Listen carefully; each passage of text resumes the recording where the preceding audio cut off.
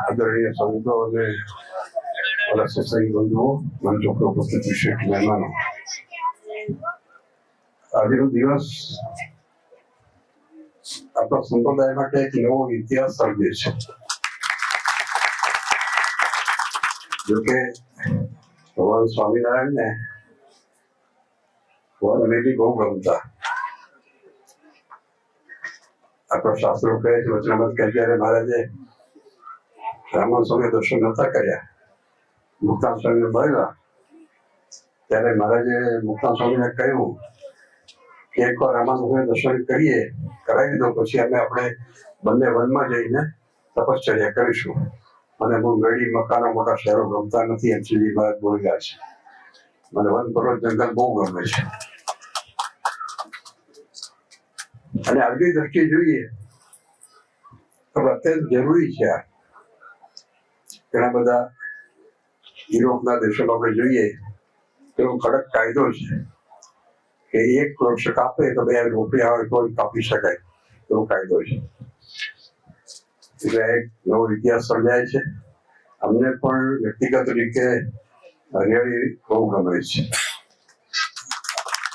અમારું જે નિવાસસ્થાન છે ને સ્વામિનારાયણ બાગ, તમે ગૂગલમાં જોશો ને તો પછી આખું બધું ચારે બાજુ ઘેરાયેલું છે વૃક્ષો, જંગલ બનાવ્યું છે અમે. અને જયારે કંઈક ફેમિલી સાથે ફરવા જઈએ અથવા સત્સંગ ફરવા જઈએ તો હું કહી દઉં છું ટ્રાવેલ, જો મને દરિયા કિનારો ગમતો નથી, જૂના કિલ્લાઓ ગમતા નથી, મને તો જંગલ હોય, વૃક્ષો હોય ત્યાં લઈ જાઓ મને. તો એક ઉત્તમ વિચાર રાજી મહારાજ આપણને આપ્યો છે. અને એમની પ્રેરણાથી અને બીજા બધા સત્સંગીઓ જેમાં પોતાનું યોગદાન આપ્યું છે, રામદાસ પરિવાર, જગદીશભાઈ વગેરે બધા કોણ પણ આપ્યું, એમને ખ્યાલ નથી મને. જે સત્સંગીઓમાં યોગદાન આપ્યું હોય એને ખૂબ ખૂબ ધન્યવાદ છે. અને એકવાર વૃક્ષ વાવ્યા પછી છે ને આપણી જવાબદારી વધી જાય છે એને જાળવવાની. જ્યાં સુધી મોડિયા ઊંડા ના પહોંચે ત્યાંથી જવાબદારી આપણી વધી જાય છે. કારણ કે પેલા ઘણા બધા આવા સમારોહ વર્કશોપો થયા ભૂતકાળમાં, નેતાઓ કરતા હોય છે કાયમ, પણ પછી 2 વર્ષ જાવ તો બધું સુકાઈ ગયું. એટલે મેઇન વસ્તુ એની છે કે એની મેન્ટેનન્સ કરવી જરૂર ખાસ છે. અને એક અદ્ભુત આયોજન છે. આપણે ભગવાનને પ્રાર્થના કરીએ કે ભવિષ્યમાં એક સ્થાન એવું બને કે જ્યાં લોકો આવીને 2 ઘડી વિશ્રાંતિ કરી શકે અને કુદરત ખોળા બેઠા હોય એવો આનંદ આ વિસ્તારમાં આવીને રહી શકે. તો આ આયોજનને અમારા ખૂબ ખૂબ આશીર્વાદ છે, ધન્યવાદ છે.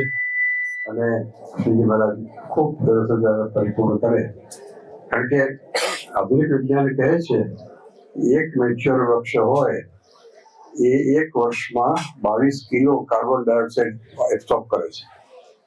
તો એક અદભુત કાર્ય છે. અને આપણે શ્રીજી મહારાજને પ્રાર્થના કરીએ કે બહુ સરસ રીતે સાંગોપાંગ કાર્ય પરિપૂર્ણ થાય. સૌને ખૂબ ખૂબ ધન્યવાદ, આશીર્વાદ સાથે લેવો છે.